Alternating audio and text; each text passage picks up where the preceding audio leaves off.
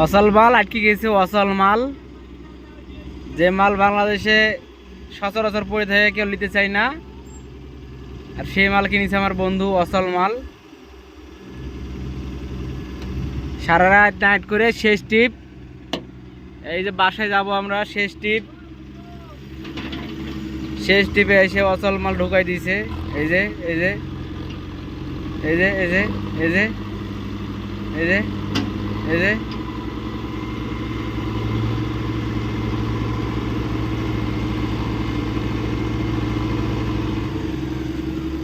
দুবার ঠেলা দিল অচল মালিক, তাও কাম হয় না। আবার এবার ঠেলতে হচ্ছে।